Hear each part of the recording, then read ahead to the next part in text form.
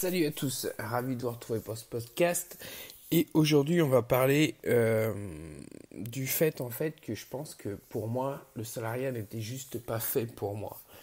Je pense que d'ailleurs, de manière générale, je pense que le salariat n'est vraiment pas fait pour beaucoup de personnes.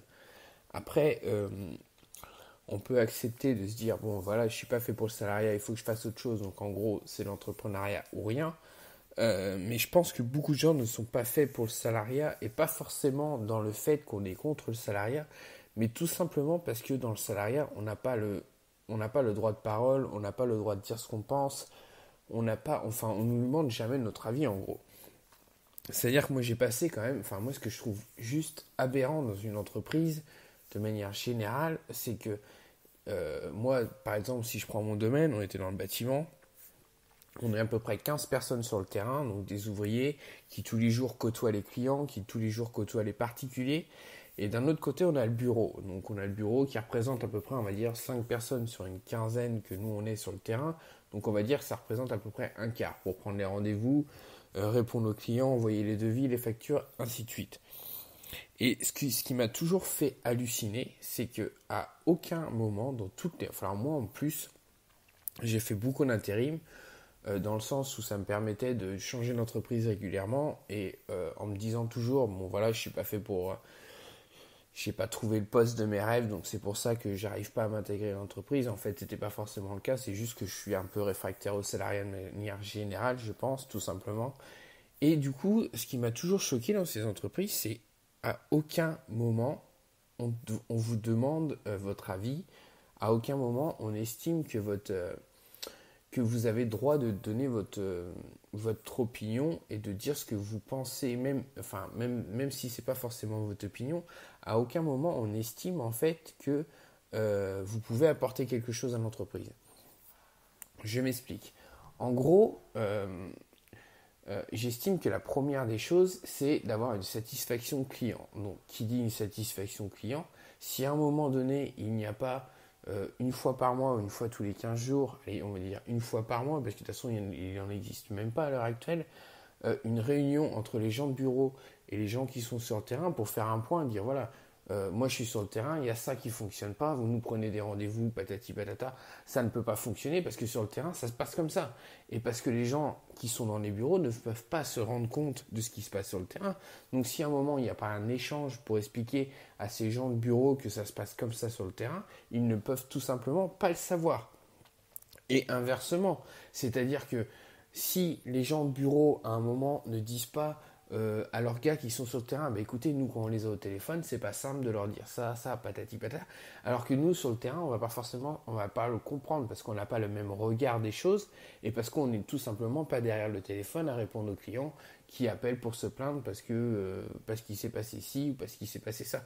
Mais ce que je trouve juste aberrant dans tout ça, c'est qu'à aucun moment il n'y a à aucun moment il y a une réunion entre les gens de bureau et les gens qui sont sur le terrain pour tout simplement déjà améliorer les choses, pour que le client soit plus satisfait de votre service et aussi pour que ça se passe mieux pour les gens qui sont dans le bureau, qui comprennent mieux comment se passent les choses sur le terrain, pour qu'ils puissent s'adapter en fonction et qu'ils puissent mieux adapter votre planning ou vos rendez-vous, ainsi de suite. Et inversement, c'est-à-dire que expliquer comment ça se passe sur le terrain et pour que les gens qui sont dans les bureaux disent attendez, là je peux pas lui mettre un deuxième rendez-vous parce que on ne sait pas pour combien de temps il va l'avoir parce que sur le terrain ça se passe comme ça, ainsi de suite. Et je pense que vraiment en France on a vraiment du mal avec ça, c'est-à-dire que on ne donne pas la parole à tout le monde dans une entreprise.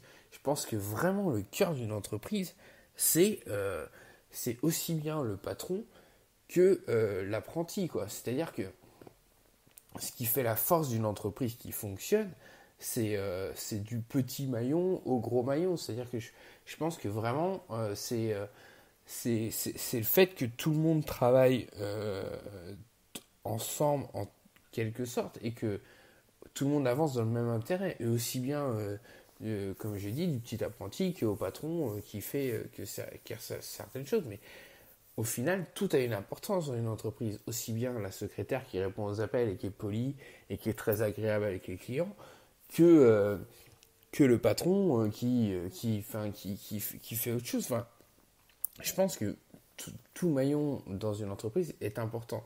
Sauf que en France, on ne sait pas. Alors déjà, on est toujours dans la critique, c'est-à-dire qu'on ne sait pas, on ne sait pas féliciter un salarié, on ne sait pas lui dire, bah merci pour aujourd'hui, t'as fait ci, t'as fait ça, t'étais pas obligé de le faire, tu l'as fait quand même, c'est sympa. Je pense qu'un merci dans une entreprise, je pense que, le salarié quasiment, moi, il y a des moments, on me dirait juste merci plutôt que de me donner 50 euros de plus à la fin du mois. Le merci a presque plus d'importance que les 50 euros au final.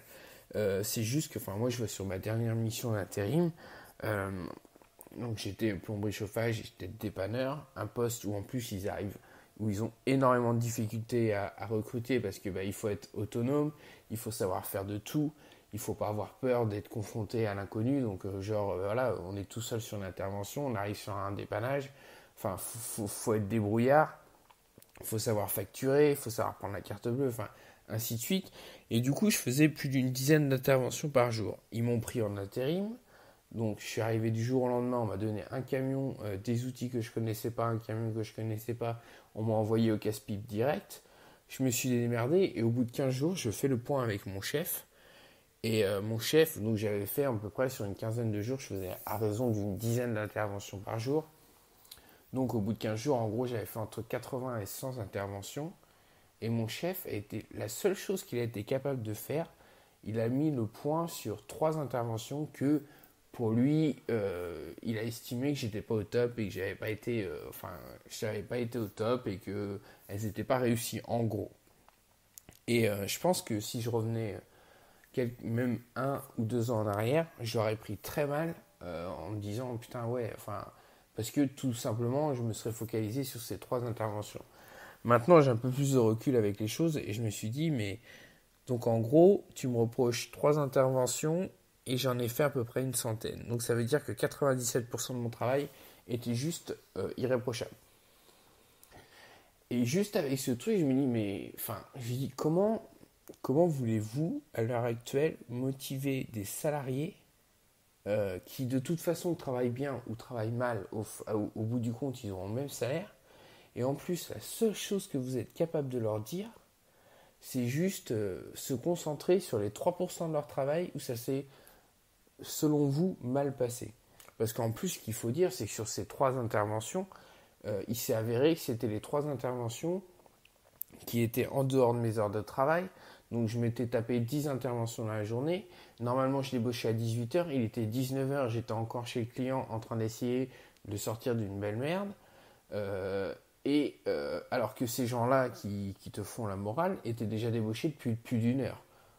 Alors que moi, j'étais encore sur le terrain en train d'essayer d'aider la personne pour trouver une solution, ou qu'elle retrouve du chauffage ou de l'eau chaude, ainsi de suite. Et il s'est avéré que ces 3 interventions étaient en fin de journée, dans des horaires, hors de mes horaires de boulot, parce que tout simplement, on accumule la fatigue, bref. Et du coup, à aucun moment, mon chef m'a dit, ok, alors après, je dis pas qu'il faut pas dire ce qui s'est mal passé. Encore, ce qui s'est mal passé, c'est selon son avis, parce que, je vais pas rentrer dans les détails, parce que, donc selon lui, c'était 3 interventions que j'avais pas fait comme il fallait ou dans la perfection, s'il voulait. Et du coup, il a été juste capable de se concentrer sur ces 3 choses-là. Alors, ce que je trouve dramatique, c'est déjà, ça fait 6 mois qu'ils arrivaient à trouver personne pour honorer ce poste. Il trouve quelqu'un qui est capable de faire 95% sans problème des interventions sans souci, qui est autonome, qui dès le premier jour a été capable, malgré qu'il soit en intérim, de se démerder tout seul. Et la seule chose qu'on arrive à lui dire au bout de 15 jours, c'est se concentrer sur 3 interventions qui, selon eux, ont été ratées, mais qui ne sont même pas réellement ratées. C'est juste que j'ai été moins performant et moins perspicace que d'habitude, pardon. Et à aucun moment, la rigueur, je suis d'accord qu'il faut dire ce qui n'a pas été dans le boulot. Je suis complètement ouvert à la critique et ça me dérange pas du tout. Je veux dire, on est tous des êtres humains, il y a tous à des moments où on fait des erreurs, on fait des mauvais choix, ou voilà, on n'est pas juste pas tout le temps, on peut pas être tout le temps performant, on peut pas tout le temps être au top, c'est juste impossible. Et du coup, j'accepte vraiment la critique, mais à aucun moment il m'a dit par contre tout le reste c'était top, ça s'est super bien passé, tu t'es intégré dès le départ, enfin, mais à aucun moment ça m'a été dit quoi. Enfin, on s'est juste concentré sur ces trois putains d'interventions quoi. Enfin, je trouve tellement ça mais dramatique. Alors moi, ok, je savais que j'allais pas rester parce que ça commençait à bien marcher dans l'entrepreneuriat, mais enfin, comment voulez-vous motiver des salariés qui de toute façon vont gagner la même somme qu'ils travaillent bien ou mal, si en plus la seule chose que vous êtes capable de leur dire, c'est juste de se concentrer sur 3% de leur travail qui s'est mal passé, alors que 97% de leur travail est irréprochable. Enfin, c'est un drame absolu, c'est-à-dire que vous allez mettre le salarié dans un état d'esprit où en plus il va croire qu'il n'est pas bon, alors que ce n'est pas le cas. Et vous allez être juste incapable de lui dire juste, écoute, enfin, je pense même que si on va plus loin, je pense qu'un salarié, genre il va faire, genre vous l'appelez, vous lui dites voilà j'ai une intervention qui vient de se caler, la dame elle est dans une merde pas possible, est-ce que tu peux me faire l'intervention? Ok, tu passes 1 heure sur l'intervention en plus de ton temps horaire. Eh ben moi, pour mon cas personnel, hein, je parle, après c'est peut-être pas l'avis de tout le monde, mais si j'arrive à l'entreprise le soir et que juste le patron ou mon chef ou peu importe, mon supérieur, me dit bah juste merci, voilà, tu m'as sorti de la merde, c'est sympa de l'avoir fait, eh ben cette heure-là, je vais même pas la compter. Et au final, qui c'est qui est gagnant? Enfin, le patron est gagnant. Et au final, ça lui a coûté quoi? Juste un merci, un remerciement. Mais en France, on est juste incapable de faire ça, quoi. On estime que remercier un salarié, c'est le mettre sur un piédestal et qu'il va prendre le melon. Et je pense que c'est juste dramatique. On est tous dans un esprit de motiver son salarié. On ne l'écoute pas. C'est-à-dire qu'on est prêt à lui donner des ordres, même débiles, juste parce qu'on est sur supérieur et qu'on estime qu'on a raison quoi qu'il arrive. On lui demande jamais son avis. On le met jamais en avant. Enfin, c'est un drame. Enfin, pour moi, ça m'a toujours paru aberrant dans une entreprise que t'aies pas la parole. Puis au final, je veux dire, même si on va dire, pour mon cas, t'es responsable de service, en gros, donc tu gères, on va dire, 3 plombiers plus 2 apprentis. Et à la rigueur, je pense que même, je vais aller plus loin dans ça, je pense que même l'apprenti a autant de paroles que le salarié. C'est-à-dire que, ok, le jeune, il sort de l'école, il connaît pas grand-chose, mais déjà, ça coûte quoi de l'écouter quand il a quelque chose à dire? Et ça ne veut pas dire parce qu'il est jeune, parce qu'il est apprenti, qu'il n'a pas une bonne idée. Enfin, au final, je veux dire, qu'est-ce qui forge, qu'est-ce qui fait que qu'on avance? C'est aussi la jeunesse, c'est aussi les nouvelles idées, c'est les nouveaux trucs. Et du coup, pour moi, je trouve autant un patron, je pense qu'un patron a autant à apprendre d'un apprenti, que d'un apprenti a autant à apprendre du patron, quoi. C'est pas parce que c'est un apprenti que le mec il est débile et puis qu'on ne doit pas écouter ce qu'il a à dire et que ses idées sont pas bonnes, quoi. Je pense que au contraire, je pense que l'écoute, le partage, c'est ce qui fait qu'une entreprise marche et ce qui fait qu'on avance. Prenons l'exemple de Google. Google, pourquoi à l'heure actuelle ça cartonne à ce point-là? Parce que Google a été capable de mettre en avant ses salariés. Google va tout faire pour ses salariés. Ses salariés ont pas tous les droits, mais sont chouchoutés de manière assez incroyable. C'est un truc qui serait jamais admis en France, quoi. Et je veux dire, si le mec il a envie de travailler sur un pouf avec son ordi, tout le monde s'en fout, quoi. Le seul truc que le patron il veut, c'est qu'il soit performant et qu'il se sente bien dans l'entreprise. Parce que si la personne se sent bien dans l'entreprise, si le soir vous lui dites, écoute, ce soir j'ai une tuile, j'ai un client qui me fait chier, machin et tout, est-ce que tu peux y passer 1 heure? Je te demande d'y passer 1 heure. Si le mec il se sent bien dans l'entreprise, il est intégré, il sent l'entreprise comme une famille, l'heure il va la faire sans rechigner, il va même pas vous demander de vous la payer. Et au final, qui c'est qui s'y retrouve? Le salarié parce qu'il se sent bien chez vous, parce qu'il n'a pas l'impression d'aller au boulot tous les jours. Et le patron va s'y retrouver aussi parce qu'il va gagner de l'argent, parce que son salarié ne va pas compter ses heures. Et je pense qu'en France, on est vraiment dans cet esprit de se dire, faut surtout pas dire merci, faut surtout pas féliciter le salarié parce que bon, peut-être qu'il va me demander une augmentation ou peut-être qu'il va me faire chier derrière. Alors que, enfin, il n'y a pas de secret dans la vie. Enfin, c'est même pas forcément. Alors après, je pense que si la carotte est importante, c'est-à-dire que je pense que le truc tout bête que vous faites dans n'importe quelle entreprise et qui, je suis sûr, qui fonctionnerait à merveille, c'est-à-dire que sur chaque salarié, vous leur proposez de 50 à 100 euros par mois net de prime pour un certain objectif, c'est sûr, ça cartonne. J'en suis mais persuadé. Parce que c'est la petite carotte, même si au final, vous, ça va vous coûter, en tant que patron, ça va vous coûter entre 50 et 100 euros net. Et j'en suis sûr que derrière, vous allez en gagner 500. Et c'est tout bête, mais enfin, pourquoi les cadres, pourquoi les supérieurs ont des objectifs? C'est parce qu'ils vont se donner tout le mal et tout, enfin, ils vont tout faire pour atteindre ces objectifs. Et la plupart du temps, ces objectifs sont irréalisables. Mais ça va juste servir à booster la productivité des gens, tout simplement, parce que il y a un objectif. Moi, en tant qu'entrepreneur, à l'heure actuelle, si j'ai pas de but et d'objectif fixé sur le court et moyen terme, je vais pas me sortir je vais pas me sortir les doigts du cul pour atteindre ces objectifs. C'est-à-dire que si demain je me dis, bon, c'est quoi ton objectif à la fin du mois? J'en sais rien. Bah forcément, je vais pas me donner plus les moyens que ça d'y arriver parce que j'ai même pas d'objectif. Alors comment voulez-vous que ça me motive? Alors que c'est vraiment quelque chose que j'ai compris. Alors beaucoup de gens disent qu'il faut le mettre par écrit. Moi, je ne le mets pas forcément par écrit. Par contre, c'est très clairement défini. C'est-à-dire que là, pour cet exemple de ce mois-ci, j'ai un objectif par exemple, sur la vente de ma formation, j'ai un objectif clair, net et défini fin du mois. J'ai un autre objectif clair, net, défini dans 6 mois. Et j'ai un autre objectif fin d'année qui est clairement aussi défini. Je ne l'ai pas mis sur papier, par contre, dans ma tête, il est clairement défini. Après, que je l'atteigne ou pas, c'est pas forcément ça qui est important. C'est le fait en fait de me dire voilà, j'ai cet objectif là, je me donne les moyens d'essayer d'atteindre cet objectif là. Si je l'atteins pas, c'est pas un drame. Mais si j'avais pas cet objectif, je n'essaierais pas de l'atteindre. Et ce qui ferait que ma productivité serait pas la même. C'est-à-dire genre là sur les ventes de formation, si j'avais pas, j'ai déjà fait au-delà de ce que j'espérais.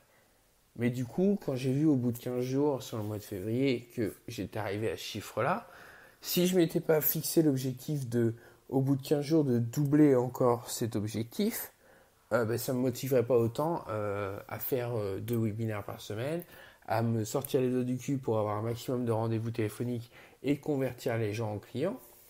Et voilà, et je pense que c'est un peu le cœur du truc. Et c'est pour ça que dans le salariat, c'est pour ça que les gens vont travailler à reculons et tout, parce que déjà, juste le fait de ne pas avoir d'objectif, enfin, c'est tellement... En fait, le matin, vous vous levez, vous allez à votre boulot, vous dire, bon, voilà, vivement que ce soit ce soir, 17h ou 18h ou 16h, peu importe ce que vous faites, vivement que je sois sorti du boulot, quoi. Alors que juste le fait de mettre une carotte, un objectif, c'est déjà plus motivant. Même si, à la rigueur, je vais même aller plus loin, même si vous avez un objectif qui ne vous rapporte pas forcément d'argent sur votre salaire à la fin du mois, juste le fait d'avoir cet objectif, ce but, et peut-être à la rigueur le merci du patron parce que vous avez atteint l'objectif, ça suffit déjà à amener une forme de motivation. Enfin, dans la vie, on peut pas avancer si on n'a pas de but, si on n'a pas d'objectif. Je pense que la pire des choses, et moi je l'ai remarqué, j'ai eu dans ma jeunesse, j'ai eu des sales périodes, et je pense que la pire chose au monde, c'est pas avoir de but ni d'objectif, quoi. C'est-à-dire que on sait pas où on va, donc on se laisse vivre, et se laisser vivre, c'est un peu la pire des choses, quoi. Vous savez pas où vous allez, donc vous avez pas, comment dire, vous avez pas de limite.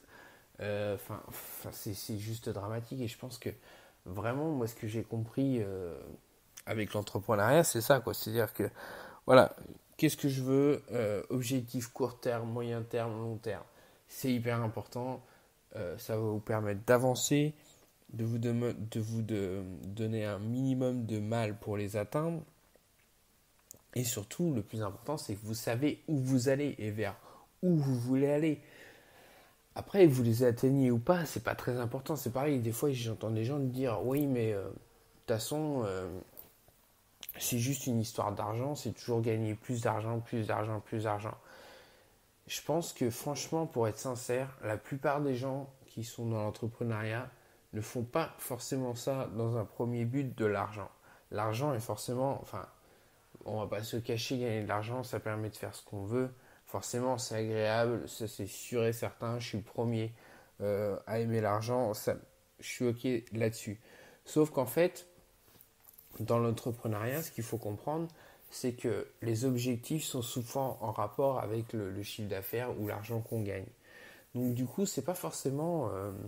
Enfin, il y a des entrepreneurs qui gagnent déjà énormément d'argent et qui n'ont pas besoin de plus d'argent. Sauf que quand le mec a fait une année à 500 000 euros, la fois d'après, il va pas se dire, mais demain, l'année d'après, l'année prochaine, je vais faire 300 000 euros de chiffre d'affaires. Enfin, ça n'a pas de sens. Lui, enfin, le but premier d'un entrepreneur, pardon, c'est d'évoluer, c'est d'avancer. Donc forcément, son objectif va être basé sur une base d'argent. Parce que s'il a fait 500 000 cette année-là, il se dit, bon, ben, l'année prochaine, je vais encore mettre plus le paquet, je vais développer d'autres trucs, et du coup, je veux passer à 1 million, quoi. Mais c'est pas forcément cette satisfaction de gagner 500 000 euros de plus. Parce que je pense que, sincèrement, ces 500 000 euros de plus ne changeront pas sa vie. Enfin, il a déjà beaucoup d'argent, il gagne énormément par mois. C'est pas parce qu'il va gagner l'année d'après 500 000 euros de plus qu'il sera plus heureux et qu'il sera mieux dans sa vie. C'est juste que c'est un objectif mesurable. C'est-à-dire que c'est quelque chose qui est facilement vérifiable. C'est-à-dire que le chiffre d'affaires, enfin, ça ne trompe pas. Quand on a fait 500 000 cette année-là, l'année d'après, on a un objectif d'1 million et à la fin de l'année, on peut faire les comptes et savoir si on a atteint cet objectif. Mais ce n'est pas forcément ces 500 000 euros de plus qu'il va faire cette année-là qui vont changer sa vie ou qui vont améliorer sa vie. C'est juste que c'est un objectif et que l'argent, c'est forcément dans l'entrepreneuriat, c'est quelque chose de facilement mesurable, contrairement à du développement personnel ou à se dire ah ben sur cette dernière année, j'ai 2 fois plus évolué que l'année d'avant. Enfin, donc du coup, l'argent en soi n'est pas forcément... Enfin, c'est juste parce que c'est calculable et que c'est facile à voir que la plupart des entrepreneurs ont des objectifs qui sont en rapport avec l'argent. Mais enfin, moi, je côtoie des entrepreneurs qui sont millionnaires et du coup, enfin, c'est pas le million de plus qui va changer leur vie au final. C'est juste que pour eux, c'est un objectif, tout simplement. C'est-à-dire que il faut une carotte, enfin, il faut un objectif cette année. Enfin, en 2017, j'ai gagné 1 million. En 2018, j'en veux deux, quoi. C'est juste de se dire que on est en perpétuelle évolution et qu'on stagne pas sur ses acquis et que bah, si on a réussi à faire 1 million, on peut en faire deux et on va toujours se surpasser pour aller plus loin, tout simplement. Mais l'argent, c'est pas forcément l'argent qui va l'avoir en plus, qui va améliorer sa vie. Enfin, forcément, ça va améliorer sa vie, mais je veux dire, c'est pas ce qui va faire qu'il va être plus heureux la deuxième année, enfin l'année où il a gagné 2 millions par rapport à l'année où il avait gagné 1 million. Au final, il a largement assez d'argent déjà pour se faire plaisir. Et du coup, c'est pas ce million de plus, c'est juste que pour lui, c'est important dans le sens où c'est un objectif de plus, c'est un palier de plus. C'est se dire, cette année j'ai réussi à faire tant, bah, l'année prochaine, si je peux être encore meilleur et je peux faire encore plus, tout simplement. Mais c'est pas en rapport forcément avec l'argent, de se dire, voilà, c'est de l'argent pour de l'argent. C'est plus, enfin moi, plus je côtoie des gens qui ont connu le succès dans l'entrepreneuriat, et puis je me rends compte que au-delà de l'argent, c'est plus un objectif. C'est pas forcément l'argent qui les intéresse en soi, c'est l'objectif à atteindre et c'est le fait de se dire voilà, cette année je peux faire encore mieux, je peux aller plus loin, je le sais, j'en suis capable, je vais me donner les moyens de le faire et du coup ils vont encore plus loin. Mais c'est pas forcément, enfin c'est pas lié directement à cet argent de se dire voilà, faut que je fasse un max de fric, peu importe les conséquences. Non, c'est vraiment pas ça. Enfin, je m'en rends compte de plus en plus. Et du coup, je pense que c'est voilà, enfin déjà fixez-vous des objectifs. C'est hyper important à court, moyen, long terme. Moi, je conseille par défaut de faire fixez-vous les objectifs début du mois pour la fin du mois. Après, vous faites faire au bout de 3 mois ou 6 mois et après un an. C'est-à-dire que genre, vous démarrez l'année 2018, vous dites voilà, fin d'année, faut que j'ai dégagé 20 000 euros pour m'acheter une voiture, pour m'acheter une petite Toyota. Il faut que je sois arrivé à ça. Si je suis pas arrivé à ça, ben, je me fais pas plaisir. En plus, c'est ce que j'avais appris dans une de mes premières formations, c'est-à-dire que quand vous avez atteint quelque chose, par exemple un objectif, il faut faire une récompense derrière. C'est-à-dire qu'il faut que votre cerveau, il accumule le fait de atteindre cet objectif et récompense. Le truc tout bête, c'est-à-dire que vous allez vous dire, oh, bah, au bout de 6 mois, si j'ai atteint tel chiffre d'affaires, tel bénéfice, je me fais 15 jours de voyage à l'autre bout du monde, peu importe, ou je me fais, ou autre chose, peu importe. Mais c'est important d'avoir ce truc de objectif récompense. C'est-à-dire, vous êtes fixé un objectif, ok, je l'ai atteint, je ne l'ai pas atteint, c'est pas grave. Par contre, si je l'ai atteint, je me fais plaisir. Même si c'est une petite chose. Mais une de mes premières formations que j'ai suivies, le mec disait bien, voilà, c'était moi sur de la prestation de service à l'époque, donc on proposait des services à des clients, ainsi de suite. Et il disait, à partir du moment où vous faites une vente, vous associez directement une récompense avec ça. C'est-à-dire que ça peut être, ne pas grand-chose. C'est-à-dire que ça peut être, là on avait fait une vente, on a vendu genre un site internet à 2000 euros. Vous allez boire un coup, vous allez payer un coup au bar avec vos potes ou vous allez bouffer au resto avec votre copine parce que vous avez eu ce succès. Donc ce succès, vous l'assimilez à une récompense, un cadeau en retour. Et c'est important pour le cerveau de comprendre que ben voilà, quoi, plus il y aura de succès, plus il y aura de récompenses. Et du coup, ça va vous inciter à vous donner encore plus les moyens de le faire. Et moi, c'est exactement ce que j'ai sur mes objectifs, c'est-à-dire que la fin de mois, j'ai un objectif. Si j'atteins cet objectif, je pars en vacances. Je me fais vraiment plaisir avec un beau voyage. Au bout de 6 mois, j'ai un autre objectif. Je sais quelle récompense j'ai en rapport avec cet objectif. Et fin d'année, c'est pareil. C'est-à-dire qu'au bout d'un an, j'ai un objectif. Je sais quelle récompense j'aurai en fonction de cet objectif.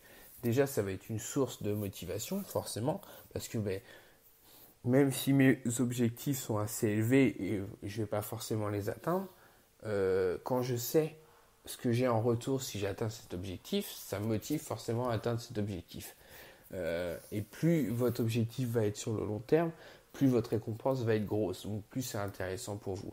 Donc même si à la rigueur vous n'avez pas atteint votre objectif à court et moyen terme, vous allez vous donner les moyens pour atteindre votre objectif long terme, pour vous dire voilà, je sais qu'au bout j'ai une grosse récompense. Et juste le fait de visualiser cette récompense, c'est-à-dire qu'on est tous au fond des enfants, c'est-à-dire que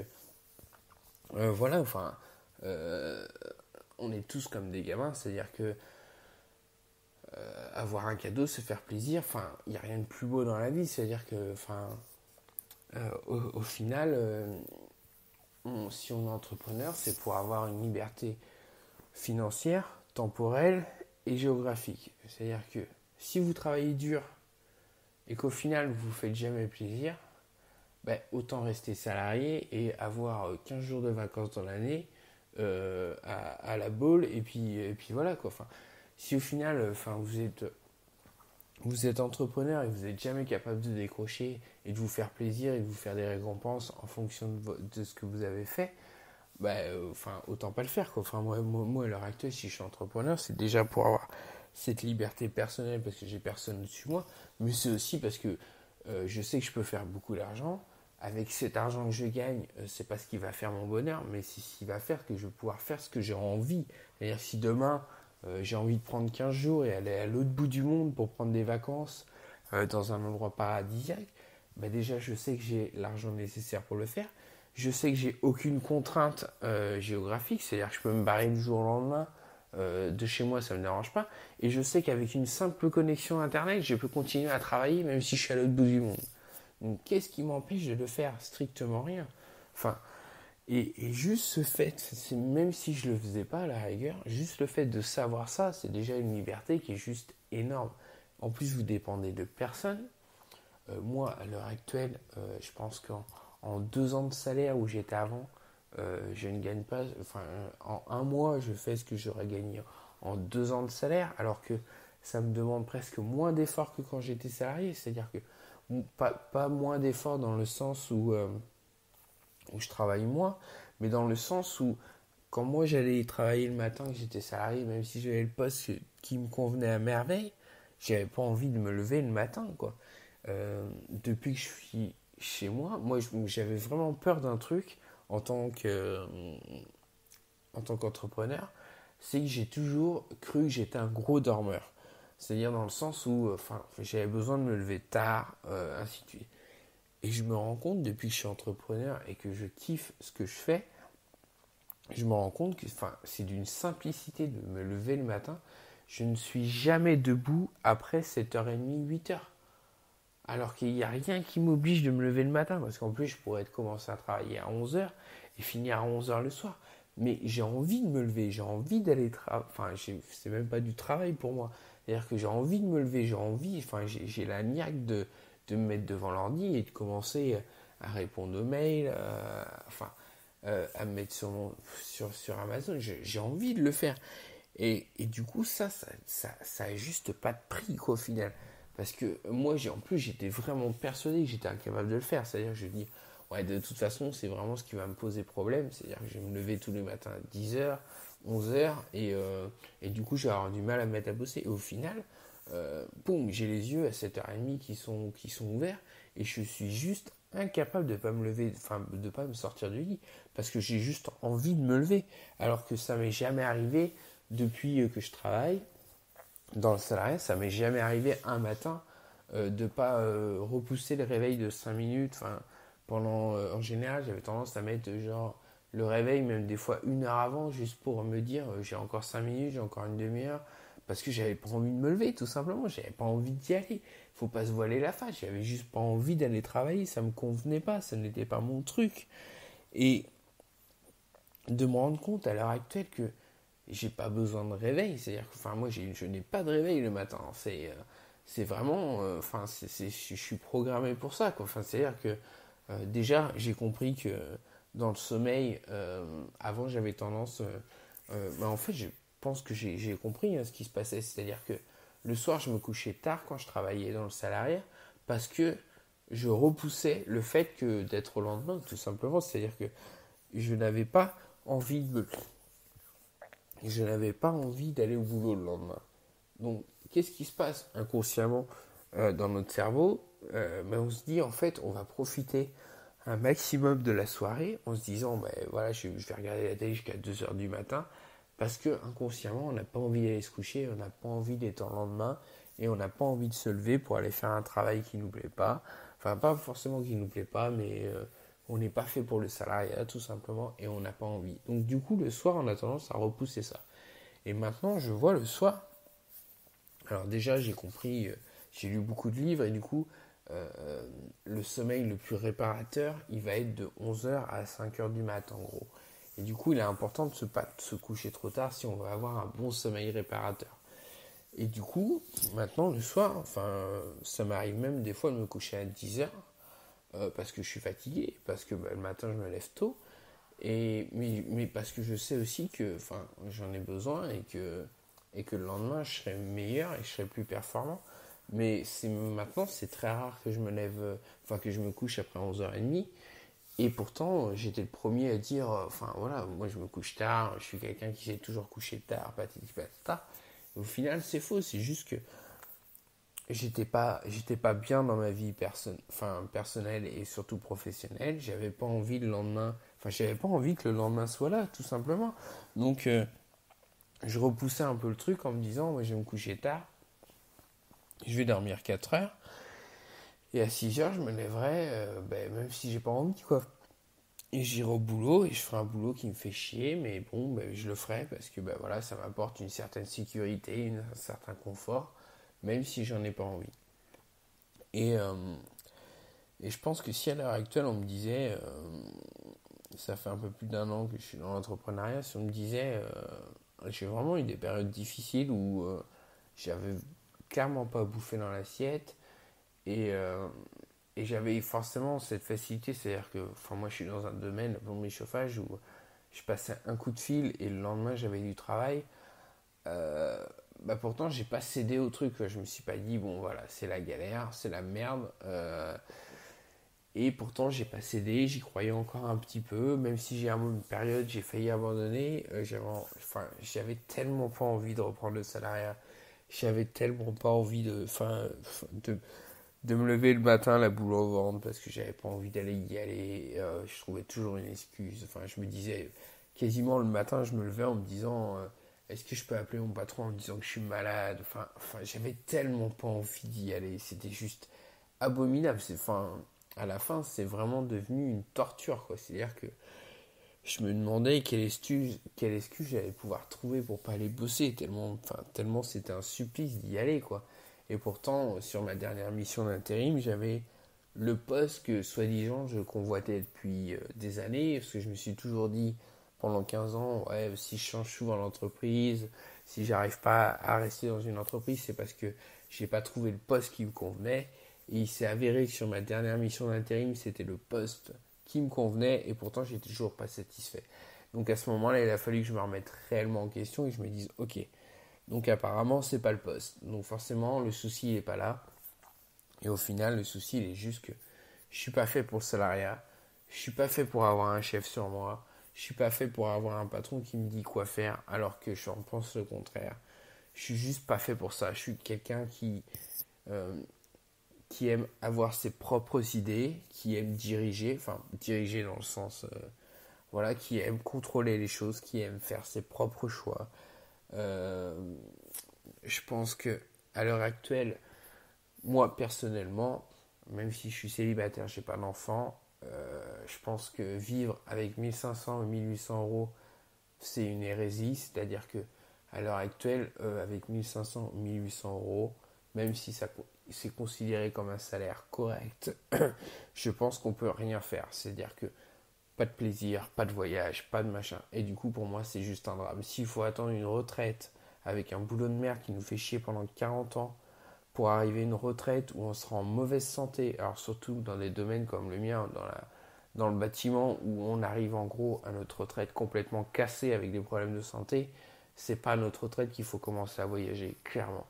Et du coup, moi je trouve ça complètement dramatique, de devoir attendre une retraite où on n'est même pas sûr qu'on va pouvoir profiter de l'argent parce qu'au final, qui nous dit qu'on n'aura pas rencontré des difficultés, des merdes au passage et du coup on n'aura pas forcément mis d'argent de côté.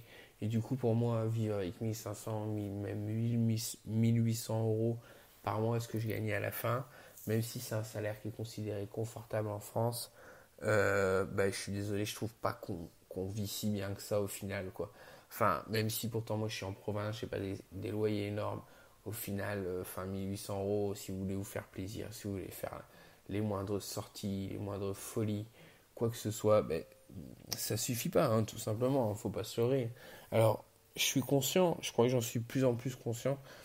Je pensais être quelqu'un de matérialiste, en fait, je pense que je suis pas quelqu'un de matérialiste, parce qu'en fait, je me rends compte que je préfère payer pour des choses assez chères, mais qui ne restent pas, comme aller passer 15 jours de vacances inoubliables alors que ça m'a coûté une fortune, plutôt que d'acheter une belle voiture. C'est-à-dire que moi, pour moi, le choix il est vite fait. Je préfère partir 15 jours dans une île paradisiaque où ça va me coûter une blinde que prendre une voiture qui au final va me servir à quoi me déplacer et qu'elle soit belle ou qu'elle soit moche. Au final, j'en ai un peu rien à foutre parce que je pense que mon succès il passe pas par le regard des autres, mais il passe par moi, par ma satisfaction personnelle. Et du coup, j'en ai un peu rien à foutre d'avoir une belle bagnole.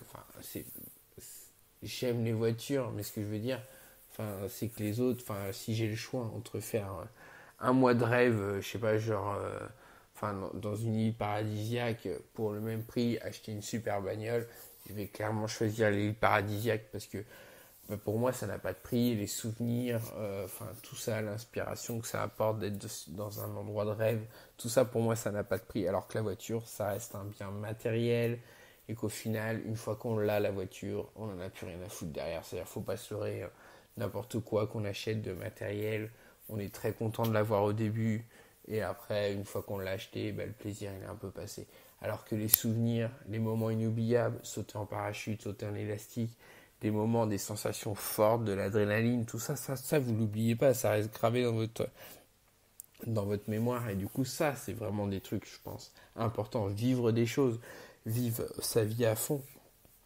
Et tout ça, c'est au-delà de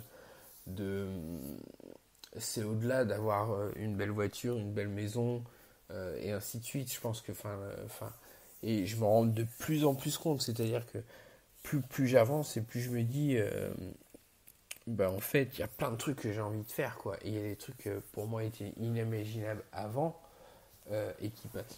et qui maintenant commencent à être réalisables parce que j'ai l'argent pour le faire, tout simplement. Mais voilà, je vais plus pencher sur des trucs qui sont éphémères, à sensations fortes et qui ne restent pas, mais par contre qui restent dans le cœur et dans les souvenirs, tout simplement. C'est-à-dire que ça n'a pas de prix, quoi. Et du coup, je me rends compte que c'est pas forcément les biens matériels qui font l'importance, parce qu'une fois que vous les avez, vous en avez un peu plus rien à foutre, et c'est pas ça qui détermine votre réussite au final. Je pense que je préfère même être fauché, dépenser tout mon argent en voyage, mais voyager, faire des nouvelles expériences, ainsi de suite, que rester en France, avoir une belle maison, une belle femme, une belle voiture, et ainsi de suite. Au final, tout ça, c'est juste de l'apparence, c'est juste pour montrer aux autres qu'on a soi-disant réussi, et au final, ça n'a tellement pas d'importance. Voilà, je me suis encore éparpillé sur ce podcast, comme d'habitude. Je crois que ça devient un peu une routine de s'éparpiller. Après, je ne vais pas vous cacher que j'adore faire ces podcasts. C'est clairement un kiff. Même si je m'égare un peu sur les sujets, je suis pas du genre à pas dire ce que je pense. Donc c'est réellement, sincèrement ce que je pense quand je parle dans les podcasts.